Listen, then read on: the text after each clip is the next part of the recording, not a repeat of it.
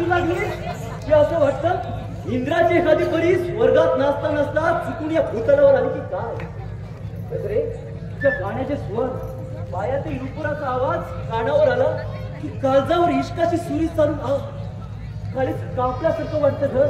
हाय हाय हाय हाय. पाटील, अवमर्यादेच्या अतिमोरा जाणं बरं नाही.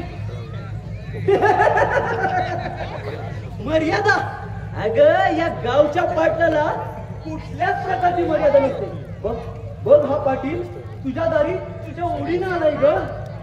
हे गुलजार गुलाब कले काय काय हे तुझं दिंड सौंदर्य, हे लावण्याला तिके तुझ्या तुझ्या यौवनाने ओसंडत असलेल्या तुझ्या पुष्टदेहाकडे आलिंगनासाठी आसुसलेले माझे हे हात, तुझ्या तुझ्या ओष्ठदयाचा आधारामृत प्राशन करण्यासाठी माझे माझे होठ अगदी अधीर झालेत ग. पाटील, अव परक्या बाईची आज मनात बाळगून शान कशा पायी नरकाचं वाटेकरी होत आहे.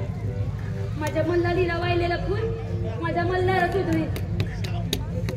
अगं पण आतून बाहेरून दगड असलेल्या तुझ्या त्या पत्तराच्या मल्हारीला या या या कोमल पुष्पाचे काय मोल. अव ज्या परमेश्वरानं तुमचं बाप झालं पाहिलं आणि यापुढं तुमच्या लाखो पिढ्या पाहणार आहे त्या मूर्तिमंत मूर्तीलाच मी माझं फिरतीचं फुल वाहून क्षण टाकणार आहे. अगं पण त्या आधीच हे कोंबड पुष्प हा सूर्याजी पाटील घुंगून मोकला होईल ग. घुंगून मोकला होईल.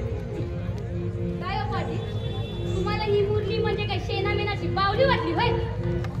अव आता गोगलगाई परमाने दिसणारी ही मुरली एखाद्या शेपटीवर पाय ठेवला की विषारी नागिन जशी उलटली तशी उलटून तुम्हाला कडकडून डवस करीन. अगं तुझ्या गोल गुलाबी होटानी तोच दोष माझ्या या उंटांवरती केला तर हा पाटील धन्य धन्य होऊन जाईल ग. हे सुंदरे, तू रागाने बोलू लागलीस की अधिकच सुंदर वाटतेस. तुझ्यावरून मेनका तिलोत्तमा या स्वर्गातील अप्सरा अशा अशा ओवाळून टाकूशा वाटतात ग. कर कर मनाचा निश्चय. आणि पाटील, तुम्हाला काय वाटलं माझ्या बरोबर असं गोड गोड बोलून मी भुळून जाईल आणि तुम्हाला येऊन मिठी मारील होय. नाही, हे फूल तुमच्या डोक्यात आलं असं काढून टाका आणि मुकाट्याला तुमचा रस्ता सुधारा. तुमच्यासारखे नीच आणि नालायक माणसाशी मी एक सबूत सुद्धा बोलत नसती.